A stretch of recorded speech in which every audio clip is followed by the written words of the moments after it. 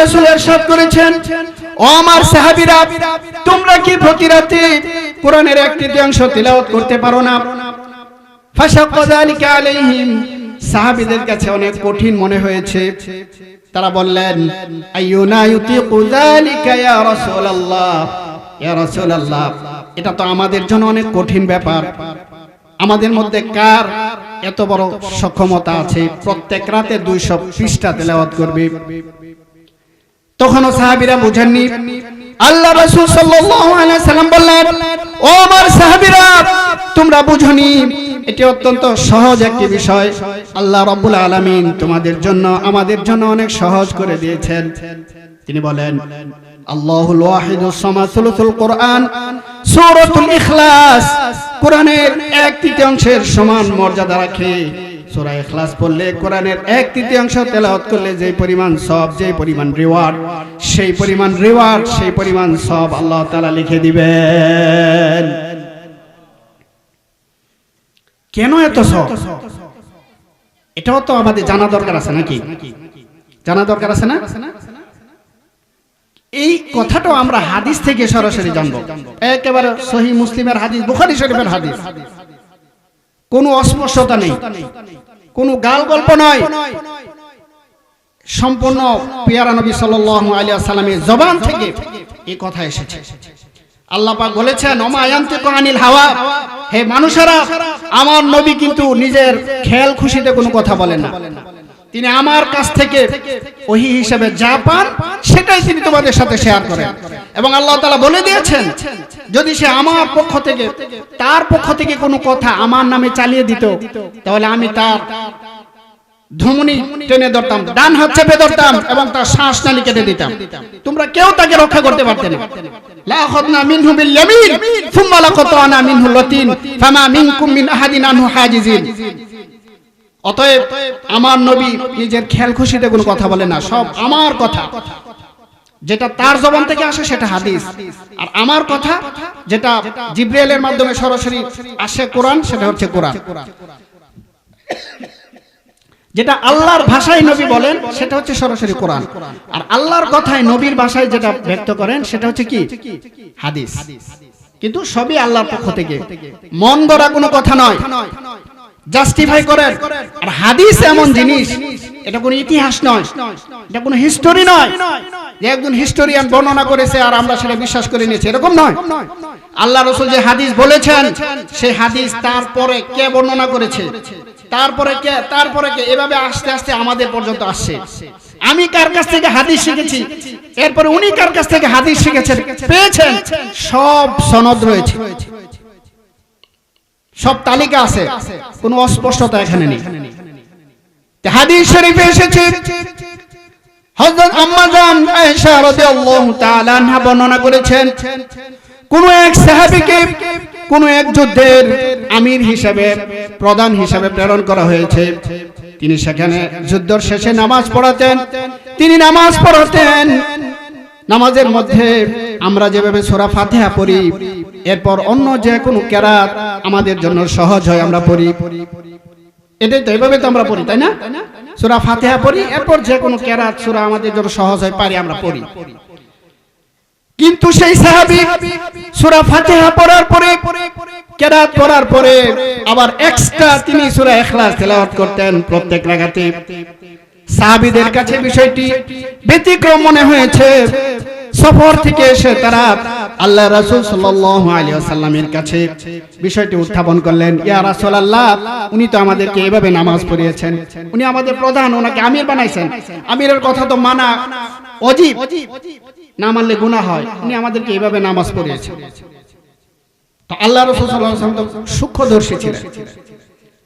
আল্লাহ রাসূল বললেন, ও আমার সাহাবীরা, সালুহু লিআই শাইইন ইয়াসনাউ যালিক, তুমি আমার সেই সাহাবীকে জিজ্ঞেস করো সে কেন এভাবে নামাজ পড়িয়েছে। সাহাবীরা যখন তাকে জিজ্ঞেস করলেন, আপনি কেন এভাবে আমাদেরকে নামাজ পড়িয়েছেন, সাহাবী বললেন, লিআন্নাহা সিফাতুর রহমান ওয়া আনা উহিব্বু আন আকরাআহা। ও আমার সাথীরা, এই সূরা ইখলাস, এই পূর্ণ সূরাটি আল্লাহ রাব্বুল আলামিনের গুণাবলীর বিবরণ, তাই আমি এই সূরা পড়তে ভালোবাসি। এই কথা যখন আল্লাহ রাসূল সাল্লাল্লাহু আলাইহি ওয়াসাল্লামের কানে সাহাবীরা পৌঁছাইলেন, আল্লাহ রাসূল বললেন, ও আমার সাহাবীরা, তোমরা সাক্ষী থাকো, সে যেহেতু আল্লাহ রাব্বুল আলামিনের গুণাবলীর বিবরণের কারণে এই সূরা পড়তে ভালোবাসে, তাকে এই সুসংবাদ দিয়ে দাও, স্বয়ং আল্লাহ রাব্বুল আলামিনও তাকে ভালোবাসেন। আল্লাহ রাব্বুল আলামিনের গুণাবলীর বিবরণ এই সূরাতে, এইজন্য সেই সূরা পড়তে ভালোবাসে, তাকে সুসংবাদ দিয়ে দেওয়া যায় আল্লাহ তাকে ভালোবাসেন। তার মানে সূরা ইখলাস তেলাওয়াত করলে আল্লাহর ভালোবাসা পাওয়া যাবে। আল্লাহর ভালোবাসা দরকার আছে নাকি? ভালোবাসা দরকার আছে না? যাদের হৃদয়ে আছে আল্লাহর ভয়, তারা কভু পথ ভুলে যায় না। আল্লাহর প্রেম ছাড়া এই দুনিয়ায় কারো কাছে কোনো কিছু চাই না। আল্লাহর প্রেম ভালোবাসা দরকার আছে কিনা? সবাই উচ্চ স্বরে বলেন, প্রয়োজন আছে কিনা? হাদিস শরীফে এসেছে, সালাতুম মান কুন্না ফীহি ওয়াজাদা বিহিন্না হালাওয়াতাল ঈমান। পৃথিবীতে তিনটি জিনিস আছে, যে তিনটি জিনিস কোন মানুষের মধ্যে যদি থাকে তাহলে ঈমানের প্রকৃত স্বাদ মজা সে পেয়ে যাবে, প্রকৃত মজা সে আস্বাদন করতে পারবে। যার ভিতরে, যে ব্যক্তির ভিতরে আল্লাহ এবং আল্লাহ রাসূলের প্রেম ভালোবাসা এত বেশি পরিমাণ হবে, সেই ভালোবাসার সামনে দুনিয়ার সমস্ত বস্তুর ভালোবাসা, অর্থ সম্পদের ভালোবাসা, মা বাবার ভালোবাসা, কলিজার টুকরা সন্তানের ভালোবাসা, এমনকি নিজের জীবনের ভালোবাসা, যে ভালোবাসার সামনে ম্লান হয়ে যাবে, সেই ভালোবাসার কারণে সে ঈমানের প্রকৃত স্বাদ পেয়ে যাবে।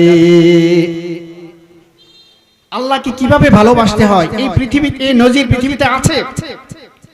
সাহাবীরা এই নজির দেখিয়েছে। মৃত্যুর মুখে দাঁড়িয়ে যখন তাকে ফায়ার করা হবে, এখন তো ফায়ার বলে, ওই সময় তীর নিক্ষেপ করা বলো, ফায়ার করা হবে, স্টেজে দাঁড়াইছে মঞ্চে, তাকে মৃত্যুদণ্ড দেওয়া হবে। তাকে বলছে যে তুমি মুহাম্মদের ব্যাপারে শুধু এতটুকু বলো, তোমাকে ছেড়ে দেওয়া হবে, আর তোমার জায়গায় মুহাম্মদকে ফাঁসি দেওয়া হবে, তাকে মৃত্যুদণ্ড দেওয়া হবে। শুধু এই কথা মুখে স্বীকার করবে, আর কিছু করতে হবে। সাহাবী চিৎকার দিয়ে বললেন, হে মালাউন, অসম্ভব, কোনোদিন হতে পারে না। আমাকে তোমরা ছেড়ে দিবে, প্রাণ ভিক্ষা দিবে, এই প্রাণ ভিক্ষা আমি চাই না। আমাকে তোমরা ছেড়ে দিবে আর আমার জায়গায় তুমি আমার প্রিয় নবীকে মৃত্যুদণ্ড দিবে, এই কথা মুখ দিয়ে উচ্চারণ তো দূরের কথা, আল্লাহ রাসূল সাল্লাল্লাহু আলাইহি ওয়াসাল্লামের পায়ে একটা কাঁটা বিঁধবে, আমি সেটা কখনো সহ্য করতে পারবো না। আমি এর একবার নয় হাজারবার মৃত্যুবরণ করতে রাজি আছি, এই জীবনকে আল্লাহর জন্য আমি উৎসর্গ দিতে রাজি আছি। আমার জায়গায় প্রিয় নবীকে হত্যা করা হবে, এই কথা আমি কখনো স্বীকার করতে পারবো না। এই ছিল সাহাবীদের ভালোবাসা। এবং নারীদের মধ্যেও আমাদের মা বোনেরা হয়তো পাশে আছেন, আমি তাদেরকে উদ্দেশ্য করে বলবো, তারাও আল্লাহ এবং আল্লাহ রাসূলের ভালোবাসায় কিভাবে নিজের জীবনকে উৎসর্গ করেছে। উহুদের যুদ্ধে যখন অনেক সাহাবী শহীদ হয়ে গেছেন, তখন মুসলমানদের মধ্যে একটি মানে কষ্ট মনের মধ্যে, সবাই উহুদের ময়দান থেকে মদিনার দিকে আসছে। একজন নারী উহুদের ময়দানের দিকে দৌড়িয়ে যাচ্ছে, তাকে বলা হচ্ছে, মহিলা কোথায় যাচ্ছ? তোমার ছেলে তো শাহাদাত বরণ করেছে। মহিলা বলল, আমার কোনো পরোয়া নেই। আগে বলা, আমার প্যারা নবী সাল্লাল্লাহু আলাইহি ওয়াসাল্লাম কেমন আছে? এরপরে বলা হয়েছে, তোমার কিছুক্ষণ পরে আবার বলা হয়েছে, তোমার স্বামী তো শহীদ হয়ে গেছে। তিনি বলল, আমার পরোয়া নেই, আমার প্রিয় নবী কেমন আছে আগে আমাকে সেটা বলো। যখন তাকে বলা হয়েছে আল্লাহ রাসূল সাল্লাল্লাহু আলাইহি ওয়াসাল্লাম সহিহ আছেন, সুস্থ আছেন, তখন তার মন শান্ত হয়েছে, সে বলছে, এখন আমার কোনো পরোয়া নেই। এবার চিন্তা করেন কেমন ভালোবাসা ছিল সাহাবীদের অন্তরে আল্লাহ রাসূলের প্রতি, আল্লাহর প্রতি কেমন ভালোবাসা ছিল। এই ভালোবাসা অন্তরে পোষণ করতে হবে, তাহলে ঈমানের প্রকৃত স্বাদ পাওয়া যাবে, ঈমানের মজা পাওয়া যাবে। এই প্রেক্ষিতে আমি মা বোনদের জন্য আরেকটি ঘটনা শোনাই। পৃথিবীর সূচনা থেকে এ যাবৎকাল পর্যন্ত এরকম অনেক অনেক দৃষ্টান্ত আছে। আল্লাহ পাক কোরআনে কারিমে দুই একটি দৃষ্টান্ত, এক্সাম্পল আমাদের সামনে রেখেছেন। কোরআনে কারিমে আল্লাহ রাব্বুল আলামিন বলেন, ইয ক্বালাত রাব্বি বিনি লি ইনদাকা বাইতান ফিল জান্নাতি ওয়া নাজ্জিনি মিন ফিরআউনা ওয়া আমালিহি ওয়ানাজ্জিনি মিনাল কওমিয যালিমিন। আল্লাহ রাব্বুল আলামিন বলেন, হে নবী তুমি ওই সময়ের কথা স্মরণ করো, হে মুমিনরা তোমরা ওই সময়ের কথা স্মরণ করো যখন ফেরাউনের পত্নী, ফেরাউনের স্ত্রী আল্লাহর কাছে বলেছে, হে আল্লাহ, হে আমাদের রব, হে আমার প্রতিপালক, রব্বি নাজ্জিনি, তুমি আমার জন্য জান্নাতে তোমার কাছে, রব্বি বিনিলি ইনদাকা বাইতান ফিল জান্নাহ, জান্নাতে তোমার কাছে আমার জন্য একটি গৃহ নির্মাণ করে দিও, এবং আমাকে ফেরাউন এবং তার জুলুম থেকে, তার দুষ্কৃতি থেকে তুমি আমাকে মুক্তি দাও। কথাটা আমরা স্বাভাবিকভাবে নিলে স্বাভাবিক, কিন্তু এটার যদি আরেকটু ভিতরে আমরা ঢুকি তাহলে কথাটা কত গভীর।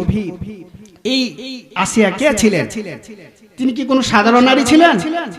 না, উনি তো একজন তৎকালীন বিশ্বের একজন প্রতাপশালী, বলতে গেলে সবচেয়ে প্রভাবশালী একজন রাষ্ট্রপ্রধানের স্ত্রী ছিল। আপনি চিন্তা করেন, আমাদের রাষ্ট্রপ্রধানের স্ত্রী, উনি কি সাধারণ কোনো লেডি? না। তো তিনি তৎকালীন বিশ্বের বলতে গেলে সবচেয়ে প্রভাবশালী একজন রাষ্ট্রপ্রধানের স্ত্রী আসিয়া।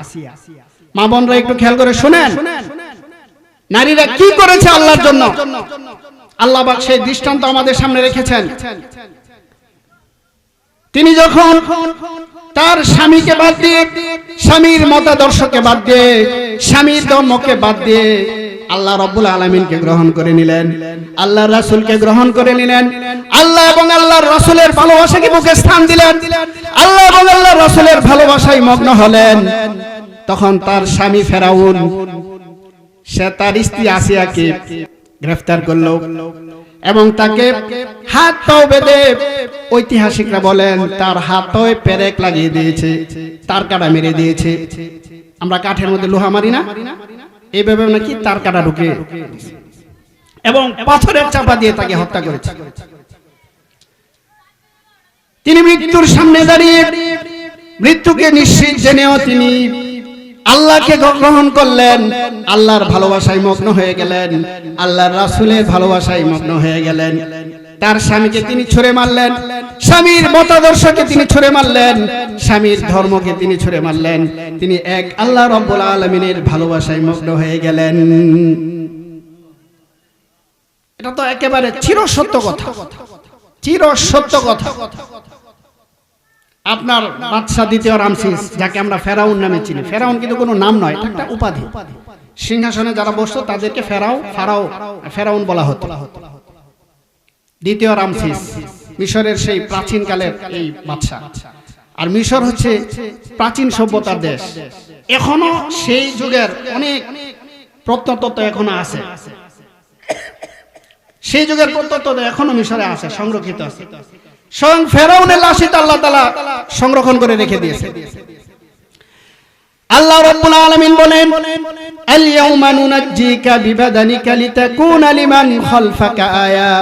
হে ফেরাউন, আমি তোমার এই লাশকে আজকে সংরক্ষণ করে রেখে দিলাম, তোমার এই দেহকে আমি সংরক্ষণ করে দিলাম, তোমার পরে কিয়ামত পর্যন্ত সমস্ত মানুষের শিক্ষার জন্য আমি তোমার এই লাশকে রেখে দিলাম। আছে কিনা?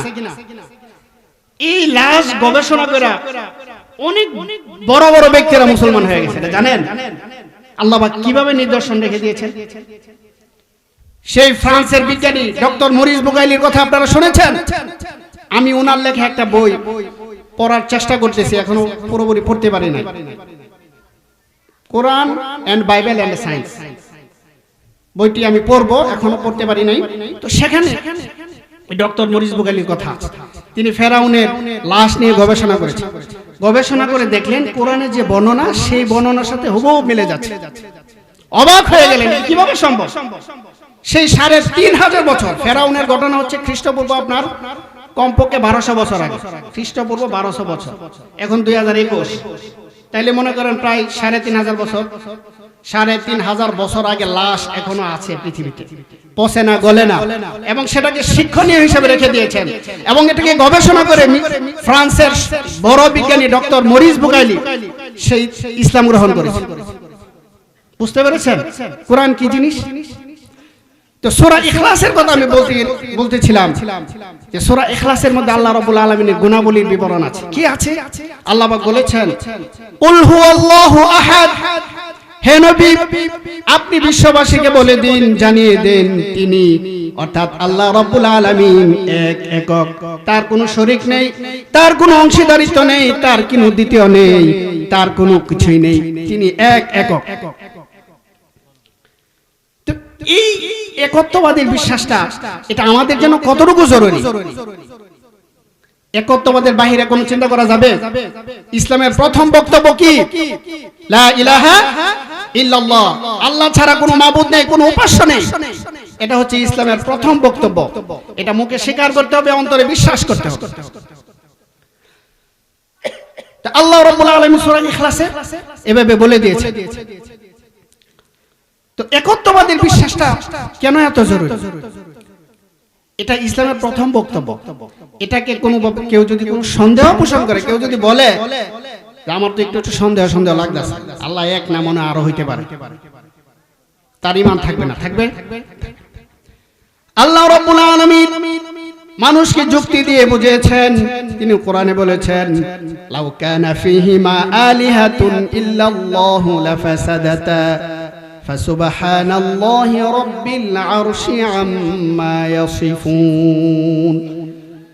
যদি পৃথিবীতে এবং আকাশে যদি একাধিক খোদা থাকতো, একাধিক স্রষ্টা থাকতো, তাহলে সবকিছু ধ্বংস হয়ে যেত, সবকিছু নষ্ট হয়ে যেত।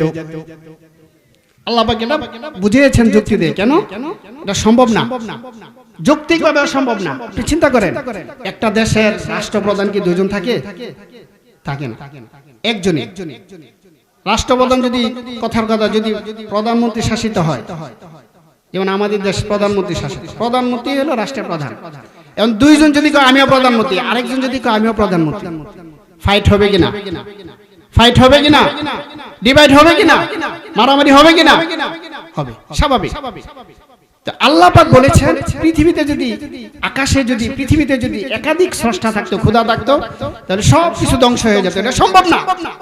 অতএব আল্লাহ এক, এই কথার বিশ্বাস মুখে স্বীকার করতে হবে এবং অন্তরে বিশ্বাস করতে হবে এবং এই কথার উপর আমল করতে হবে। এবং আল্লাহ তাআলা শুধু এক বললে হবে না, আল্লাহ তাআলা সর্বদিক থেকে এক। সর্বদিক থেকে কি? এই কথাটা আমি আপনাদেরকে বলি। আল্লামা তাকি উসমানী দামাত বারাকাতুহুম উনি তাফসীরে তাওজিহুল কোরআন লিখেছেন। এটার বাংলা তরজমা যিনি করেছেন, তরজমার মধ্যে উঠিয়েছেন আল্লাহ তাআলা সর্বদিক থেকে, মানে ভাব অর্থ সহ তিনি তরজমা করেছেন। আল্লাহ তাআলা শুধু এক বললে এটার মধ্যে একটু ভাব অর্থটা টয়া থাকে। আল্লাহ তাআলা সর্বদিক থেকে এক মানে হচ্ছে আল্লাহর যে গুণাবলী আছে, 99টা গুণবাচক নাম আছে না?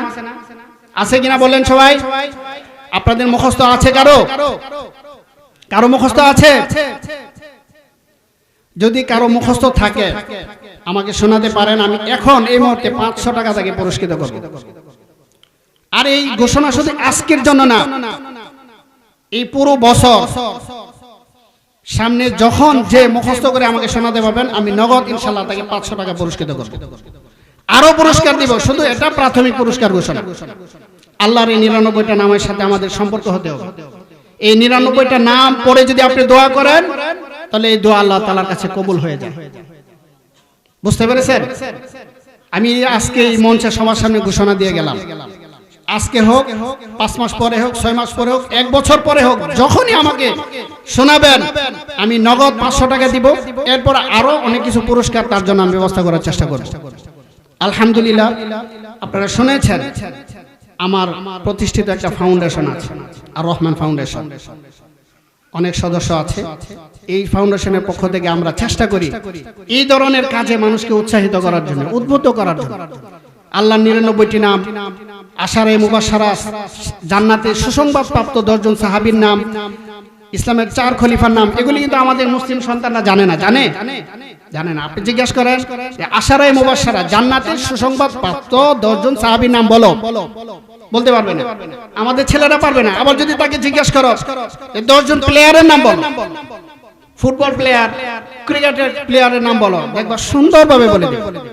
আবার বলেন যে বর্তমান বিশ্বের নামি দামি কিছু অ্যাক্ট্রেসের নাম বলো, অ্যাক্টর আছে না? নায়ক নায়িকা যেটাকে বলে অ্যাক্টর, এদের নাম বলো, দেখেন বলে দিব অমুক খান তমুক খান, খান খান কই অস্থির করে। আবার যদি জিজ্ঞেস করেন যে আরো বিভিন্ন যারা আছে এদের নামটা বলতে পারবে, কিন্তু এইগুলির নাম কিন্তু মুসলিম সন্তানরা বলতে পারে না। মা বাবার দায়িত্ব এগুলি শিক্ষা দেওয়া, আর এই শিক্ষাটা দিতে হবে একেবারে 2 বছর বয়স থেকে। তাকে বলতে হবে, বলো তো আমার প্রিয় নবী সাল্লাল্লাহু আলাইহি ওয়াসাল্লামের নাম কি, বলো হযরত মুহাম্মদ সাল্লাল্লাহু আলাইহি ওয়াসাল্লাম। তাকে বলতে হবে আমাদের প্রথম খলিফার নাম কি, হযরত আবু বকর রাদিয়াল্লাহু তাআলা। এইভাবে তাকে শিক্ষা দিতে হবে। এই দায়িত্ব কিন্তু মা বাবা। যদি এই দায়িত্ব আপনি পালন না করেন, আল্লাহর কাছে কিন্তু জবাবদিহিতা করতে হবে। হাদিস শরীফে এসেছে, আল্লাহ রাসূল সাল্লাল্লাহু আলাইহি ওয়াসাল্লাম ইরশাদ করেছেন, কুল্লুকুম রাঈন ওয়া মাসউলুন আন রাইয়াতিহি ফাল ইমামু রাঈন ওয়া মাসউলুন আন রাইয়াতিহি। তোমাদের প্রত্যেকেই দায়িত্বশীল, আর তার দায়িত্ব সম্পর্কে তাকে জিজ্ঞেস করা হবে। আল্লাহর সামনে সে প্রশ্নের সম্মুখীন হবে। ফাল ইমামু রাঈন, একজন রাষ্ট্রপ্রধান যেমন দেশের সমস্ত জনগণের ব্যাপারে দায়িত্বশীল, তাকে প্রশ্ন করা হবে। এমনি ভাবে একজন বাবা তার পরিবারের সকলের ব্যাপারে সে দায়িত্বশীল, তাকে তার দায়িত্ব সম্পর্কে প্রশ্ন করা হবে।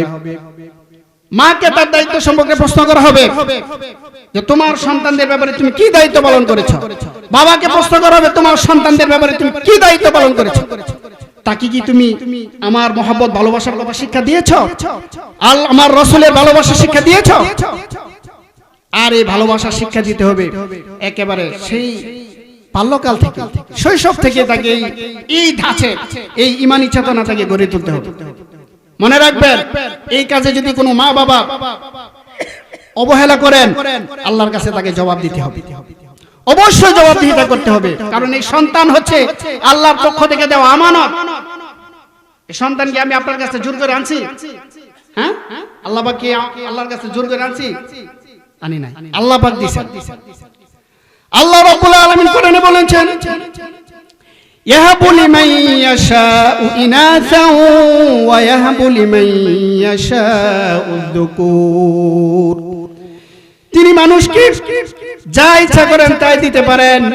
কাউকে কন্যা সন্তান দান করেন, আবার কাউকে পুত্র সন্তান দান করেন, আবার কাউকে কন্যা পুত্র উভয়টি দান করেন, আবার তিনি যাকে চান তাকে নিঃসন্তান রেখে দেন, আবার কাউকে তিনি বাঞ্জা রেখে দেন। এটা কে করে? আল্লাহ তাআলা।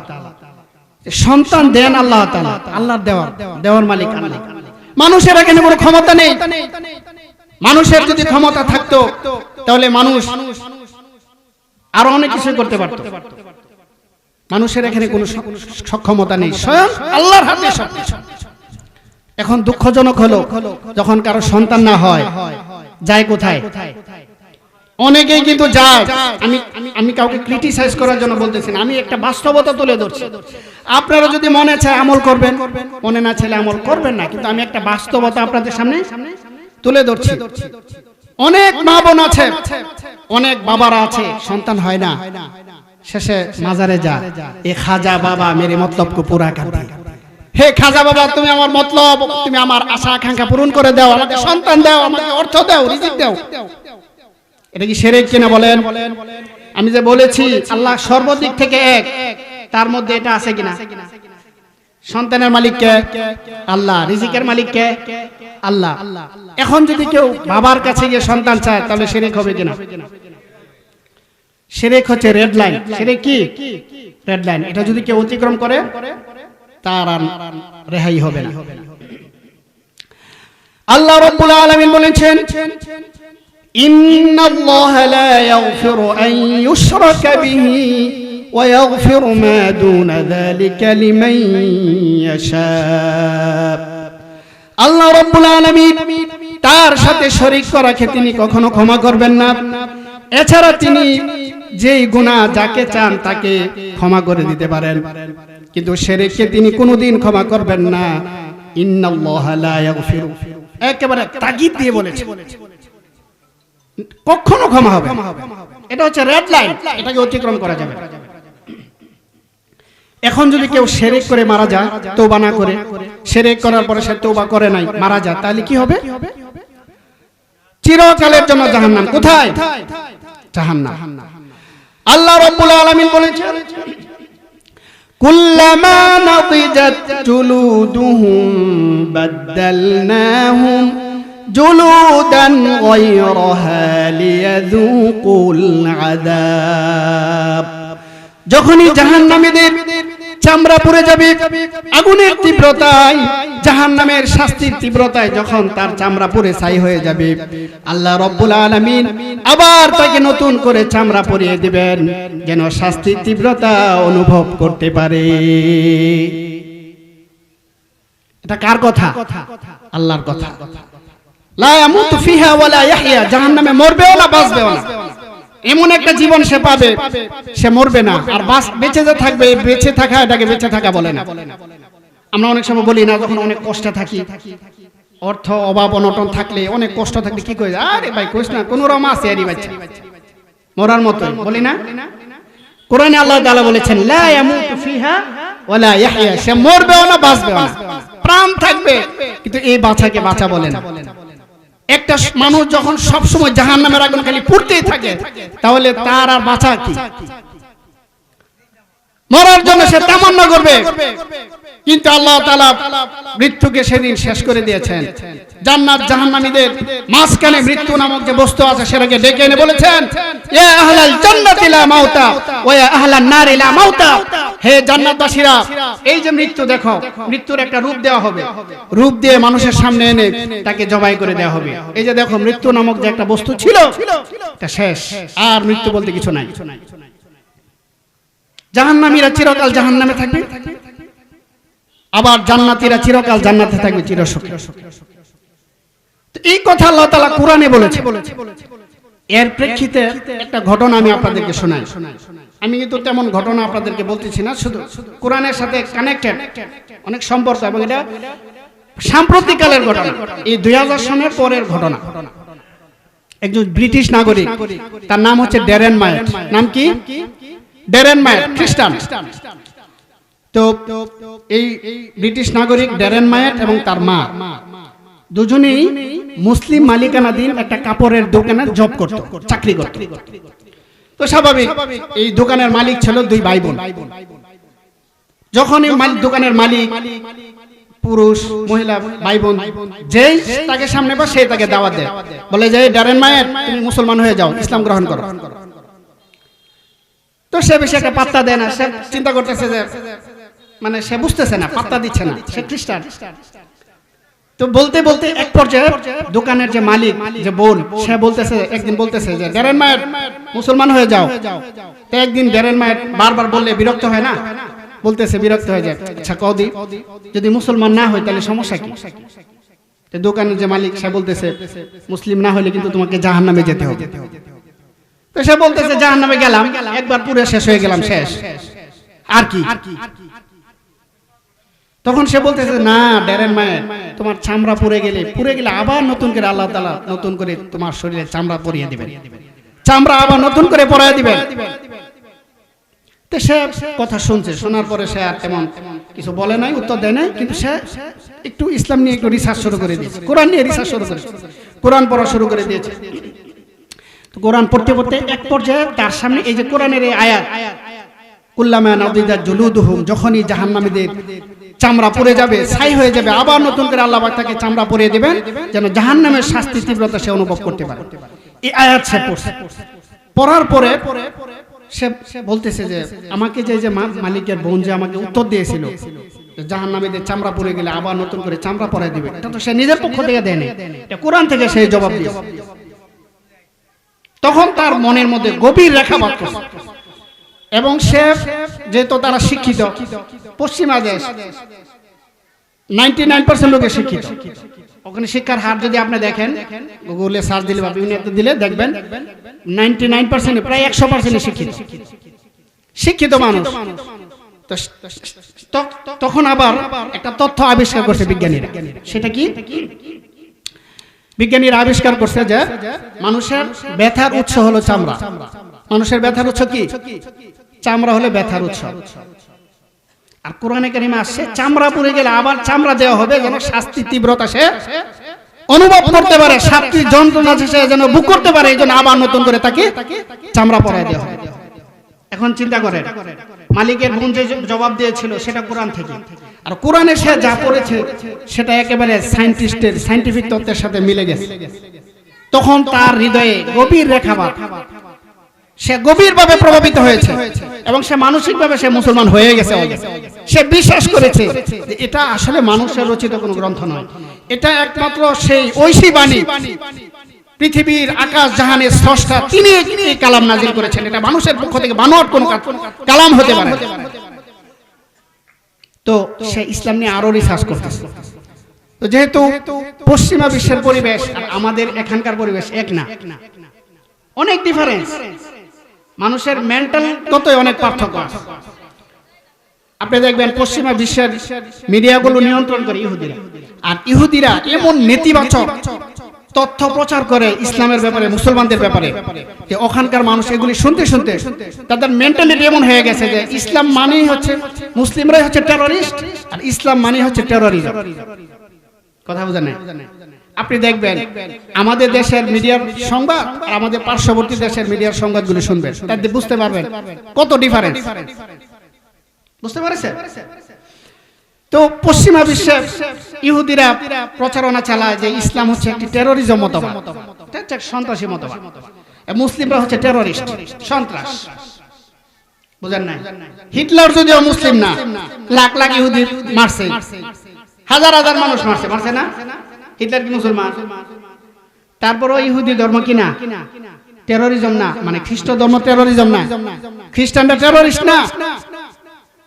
বুঝতে পারতেছেন বিষয়গুলো? আপনার 2001-2 ইরাকে আফগানিস্তানে হামলা চালাইলো, হাজার হাজার লাখ লাখ মানুষ মারে নাই? মেরেছে কিনা? তারপরে এরা কিনা টেররিস্ট না, টেররিজম না, হেরা ভালো, খারাপ কারা? মুসলমান।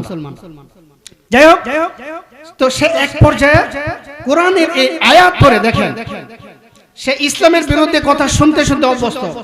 কোরআন নিয়ে সে যখন রিসার্চ করা শুরু করে দিয়েছে, রিসার্চ করতে করতে আল্লাহ পাক কিভাবে তাকে হেদায়েতের পথে নিয়ে আসেন মানুষ কল্পনাও করতে পারে নাই। কোরআনের আয়াত এবং বিজ্ঞানীদের তথ্য, সায়েন্টিফিক তথ্য, সেটা এক হয়ে গেছে। তাকে কেউ বলেও না যে ভাই মুসলমান হয়ে যাও, সে মন থেকে বুঝে শুনে সে মুসলমান হয়ে গেছে। ঠিক যেমনি ভাবে ডক্টর মরিস বুগালি, ফ্রান্সের বিজ্ঞানী, মুসলমান হয়েছে কোরআনের সত্যতা একবারে সচক্ষ দেখে বুঝে শুনে গবেষণা করে। এমনি মুসলমানরা তো অনেকে বলতে পারে যারা জোরপূর্বক মুসলমান বানাইছে, অথবা সে কোনো কিছুতে প্রভাবিত হয়ে হয়েছে, কোনো স্বার্থের জন্য হয়েছে। কিন্তু তারা যেভাবে মুসলমান হয়েছে একবারে কোরআন রিসার্চ করে মন থেকে, এর মধ্যে কোনো ঝামেলা নাই, আছে? তো যাই হোক, তো আমাদেরকে একত্ববাদের বিশ্বাস করতে হবে। শিরকের পথে আমাদেরকে যাওয়া যাবে না। শিরক হচ্ছে রেড লাইট। শিরক করে যদি তওবা না করে আপনি শিরক অবস্থায় যদি ইন্তেকাল করেন, চিরকাল কোথায় যেতে হবে? জাহান্নামে যেতে হবে। এমনি আল্লাহ রাব্বুল আলামিন বলেছেন, ইন্নাল্লাহা হুয়ার রাজ্জাকু যুল কুওয়াতিল মাতিন। একমাত্র আল্লাহ রাব্বুল আলামিনের রিজিক দাতা, তিনি মানুষকে রিজিক দান করেন। একমাত্র রিজিক দাতা কে? আল্লাহ। এখন যদি কেউ গিয়া সে মাজারে গিয়া বলে বা কোনো ব্যক্তির কাছে বলে বা বিশ্বাস করে যায় অমুক ব্যক্তি আমাকে রিজিক দিতে পারে, আর গিয়া বলে খাজা বাবা মেরে মতলব কো পুরা কর দে, শিরক হবে কিনা? অবশ্যই শিরক হবে। তো এই শিরকের কথা যাবে না, কেন না? আল্লাহ রাব্বুল আলামিন বলেছেন, وما من دابة في الأرض إلا على الله رزقها ويعلم مستقرها ومستودعها। এই পৃথিবীতে যত প্রাণী রয়েছে, মানব দানব কীট পতঙ্গ যত প্রাণী রয়েছে, সমস্ত প্রাণীর রিজিকের সরবরাহ করেন একমাত্র আল্লাহ রাব্বুল আলামিন। আল্লাহ পাকে বলছেন আমি সবার রিজিকের ব্যবস্থা করি। আর আল্লাহ তাআলা কোরআনে বলেছেন, ওয়া ইম মিন শাইইন ইল্লা ইনদানা খাযাইনু, পৃথিবীতে আমার কাছে সবকিছুর ভান্ডার রয়েছে, আমি পৃথিবী মানুষের প্রয়োজন অনুযায়ী তাদেরকে আমি রিজিক সরবরাহ করে থাকি। অতএব রিজিকের মালিক কে? আল্লাহ। কোন মানুষের কাছে চাওয়া যাবে? কোন পীরের কাছে চাওয়া যাবে? এই বিশ্বাস করা যাবে? করা যাবে না। এই কথা শিক্ষায় আল্লাহ তাআলা সূরা ইখলাসে দিয়েছেন। আমি সূরা ইখলাসের আরেকটি ফজিলতের কথা বলে আমি শেষ করে দিব। হযরত মুআবিয়া ইবনে মুআবিয়া আল-মুজানি নামক একজন সাহাবী ইন্তিকাল করেছেন। এদিক থেকে হযরত জিবরাইল আলাইহিস সালাম ৭০,০০০ ফেরেশতা নিয়ে তার জানাজায় অংশগ্রহণ করেছেন। জানাজা শেষে আল্লাহর রাসূল সাল্লাল্লাহু আলাইহি ওয়াসাল্লাম জিজ্ঞেস করলেন, হে জিবরিল, বিমা বালাগা মুআবিয়া ইবনে মুআবিয়া আল-মুজানি বিহাদিল মানজিলা, মুআবিয়া ইবনে মুআবিয়া নামক সাহাবী কিভাবে এত মর্যাদার অধিকারী হলো, কিভাবে সে এত মর্যাদা পেল যে তুমি সহ ৭০,০০০ ফেরেশতা তার জানাজায় অংশগ্রহণ করেছো? হযরত জিবরাইল আলাইহিস সালাম বললেন, বিকিরাআতি কুল হুয়াল্লাহু আহাদ কাইমান ওয়া কাঈদান ওয়া মাশিয়ান ওয়া রাকিবান। হে নবী, এই সাহাবী উঠতে বসতে চলতে ফিরতে সর্ব অবস্থায় সে সূরা ইখলাস তেলাওয়াত করত, তাই আল্লাহ রাব্বুল আলামিন তার এত মর্যাদা বাড়িয়ে দিয়েছেন। বুঝতে পেরেছেন কেন সূরা ইখলাসের এত ফজিলত, এত মর্যাদা? আমি যদি আরেকটা ফজিলতের কথা আপনাদেরকে বলি, আমার মনে হয় আপনাদের মন আরো খুশি হবে, আরো উপকার লাভ করতে পারবে। একজন আনসারী সাহাবী, তিনি মসজিদে কুবায় নামাজ পড়াতেন। তো আমরা যে কথাটা আগে বলেছিলাম, আমরা নামাজ পড়ানোর সময় কিভাবে পড়ি? নামাজে দাঁড়িয়ে সূরা ফাতিহা পড়ি, অন্য আরেকটা সূরা যেটা সহজ হয় পড়ি, তাই না? তো ওই সাহাবী একটু ব্যতিক্রম। তিনি কি করেছেন?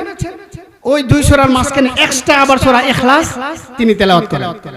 আগে এক সাহাবীর কথা বলেছিলেন, তিনি শেষে পড়তেন, এই সাহাবী পড়তেন মাঝখানে, অন্য কিরাত পড়ার আগে মাঝখানে সূরা ইখলাস তেলাওয়াত করেন। তো সাহাবীদের কাছে একটু ব্যতিক্রম মনে হয়েছে, তারা আপত্তি জানিয়েছে যে আপনি এইভাবে কেন পড়েন?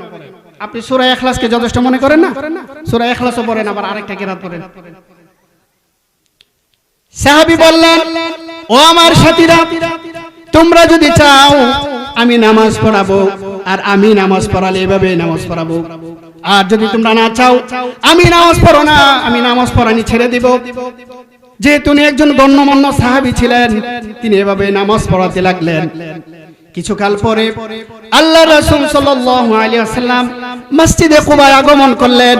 সাহাবীরা আল্লাহর রাসূল সাল্লাল্লাহু আলাইহি ওয়াসাল্লামের কাছে বিষয়টি উত্থাপন করলেন। আল্লাহর রাসূল জিজ্ঞাসা করলেন, ইয়া ফুলান মা ইয়ামনাউকা আন তাফআলা মা ইয়ামুরুকা বিহি আসহাবুক।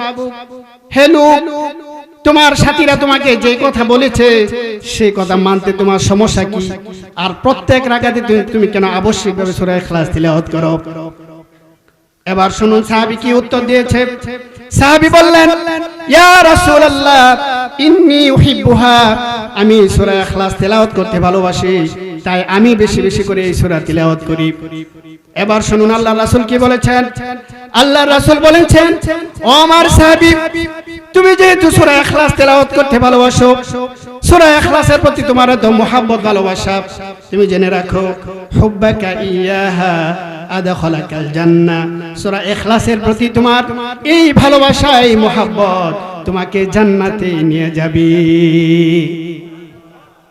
সূরা ইখলাসের প্রতি এত মুহাব্বত, তোমার এত ভালোবাসা, এই ভালোবাসায় তোমাকে জান্নাতে নিয়ে যাবে। তাহলে আমরা কি বুঝতে পেরেছি আজকে? সূরা ইখলাসের ফজিলতের কথা আমরা জেনেছি, এবং শিরক করা যাবে না, এটাও সূরা ইখলাসের শিক্ষা। এটা কিসের শিক্ষা? সূরা ইখলাসের শিক্ষা।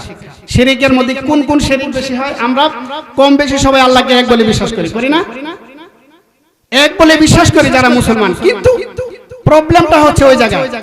এই যে আল্লাহ তাআলার গুণবাচক নাম রয়েছে, আল্লাহু হাফিজ, আল্লাহু রাজ্জাক, আল্লাহুল খালিক, আল্লাহুল বারি, আল মুসাউবির, আল গফফার, আল কাহ্হার, আল ওয়াহাব, আর রাজ্জাক, আল ফাত্তাহ, আল কাবিদ, আল বাসিত, আল খাফিদ, আর রাফি, আল মুইজ্জ, আল মুযিল্ল, সামিউল বাসীর, আল হাকামুল আদলুল লতীফুল খবীর, আল হালিমুল আযীমুল গফুরুল শাকুরুল আলিয়ুল কবীর, আল হাফিজুল মুকিতুল হাসিবুল জলিলুল করিম, আর রাকিবুল মুজিবুল ওয়াসিউল হাকীম, আল ওয়াদুদুল মজিদুল বাঈসুশ শাহীদ, আল হাক্কুল ওয়াকিলুল কওয়িয়ুল মাতিন, আল ওয়ালিয়ুল হামিদুল মুহসিল মুবদিল মুঈদুল মুহয়িল মুমীতুল হাইয়ুল কাইয়্যুম, আল মাজিদুল ওয়াহিদুল আহাদুস সামাদুল কাদিরুল মুকতাদির, আল মুকদ্দিমুল মুআখিরুল আউয়ালুল আখিরুল যাহিরুল বাতিন, আল ওয়ালিল মুতাআলিল বাররুত তাওয়াবুল মুনতাকিমুল আফুর রাউফ, মালিকুল মুলকি যুল জালালি ওয়াল ইকরাম।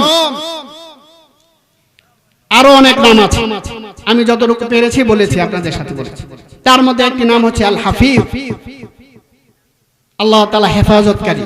এই কথাটা বলে ইনশাআল্লাহ শেষ করে দিব, আমার ভাই চলে আসছেন। সমস্ত মানুষকে কে হেফাজত করেন? বিপদ আপদ থেকে কে রক্ষা করেন? এই কথার কোনো সন্দেহ আছে কারো? সন্দেহ। আল্লাহ পাক মানুষকে হেফাজত করেন। আল্লাহ পাক কোরআনে বলেছেন, লাহু মুআক্কিবাতুম মিন বাইনি ইয়াদাইহি ওয়া মিন খালফি ইয়াহফাযুনাহু মিন আমরিল্লাহ। আল্লাহর নির্দেশে পৃথিবীতে একের পর এক ফেরেশতাদের দল আসতে থাকে, আর তারা আল্লাহ তাআলার নির্দেশে মানুষকে হেফাজতের কাজ করে, সিকিউরিটির কাজ করে। আল্লাহ পাক ফেরেশতা নিযুক্ত করে রেখেছেন পুরো পৃথিবীব্যাপী। মানুষকে আল্লাহ তাআলা বিপদ আপদ থেকে রক্ষা করেন এই ফেরেশতার মাধ্যমে। আল্লাহ রাব্বুল আলামিন কোরআনে বলেছেন, ওয়া ইয়ামসাসকাল্লাহু বিদুররিন ফালা কাশিফা লাহু ইল্লা হু ওয়া ইন ইউরিদকা বিখাইরিন ফালা রাদ্দা লিফাদলিহি ইউসিবু বিহি মান ইয়াশাউ মিন ইবাদিহি ওয়া হুয়াল গফুরুর রহিম। আল্লাহ রাব্বুল আলামিন যদি কোনো ব্যক্তিকে বিপদগ্রস্ত করতে চান, মুসিবত দিতে চান, পৃথিবীর কোনো শক্তি নেই তাকে বিপদ থেকে রক্ষা করবে। এমনি ভাবে আল্লাহ রাব্বুল আলামিন তাকে কল্যাণ দিতে চান, যার খায়ের চান, যাকে মঙ্গল দিতে চান, পৃথিবীর কোনো শক্তি নেই সেই ব্যক্তিকে মঙ্গল থেকে, কল্যাণ থেকে বঞ্চিত করবে। তিনি যাকে চান তাকেই কল্যাণ দিতে পারেন, যাকে চান তাকে বিপদ দিতে পারেন। এটা আল্লাহর হাতে। আল্লাহু হাফিজ, হেফাজতের মালিক আল্লাহ। আল্লাহ তাআলা ফেরেশতার মাধ্যমে হেফাজত করেন। এই কথার বিশ্বাস করতে হবে। এখন যদি আপনার আমার সিকিউরিটি বিশ্বাস যদি এমন হয়ে যায় যে পীরের কাছে না গেলে বাঁচন যাইত না, পীরে আমাকে হেফাজত করবে, পীরের কাছে গিয়ে মাজারে গিয়ে দোয়া চাই যে খাজা বাবা মেরে মতলব কো পুরা করবে, হে খাজা বাবা তুমি আমার সব উদ্দেশ্য সাধন করে দাও, আমাকে বিপদ আপদ থেকে রক্ষা করো। শিরক হবে কিনা? সুস্পষ্ট শিরক। অতএব বিশ্বাস একমাত্র আল্লাহর জন্য। আল্লাহ একমাত্র হেফাজত করে, আল্লাহ রাজ্জাক, আল্লাহ ওয়াহাব, ফাত্তাল কাবিদ আল খাফির। এই বিশ্বাস মনের মধ্যে রাখতে হবে এবং শিরক থেকে দূরে থাকতে হবে। শিরকের মধ্যে কোন শিরকগুলো বেশি হয়? এই যে আল্লাহর সিফাতি নামের যে শিরক, সেই শিরকগুলো বেশি হয়। এই শিরকের ব্যাপারে আমরা সতর্ক থাকবো। শিরক করলে কিন্তু মাফ নেই। তওবা ছাড়া শিরক মাফ হয় না। শিরক করে যদি কেউ মৃত্যুবরণ করে তাহলে তার পরিণতি কি? ফি নারি জাহান্নাম খালিদিনা ফিহা আবাদা, চিরকাল জাহান্নামের আগুনে তাকে পড়তে হবে। আল্লাহ তাআলা আমাদেরকে শিরক থেকে হেফাজত করেন।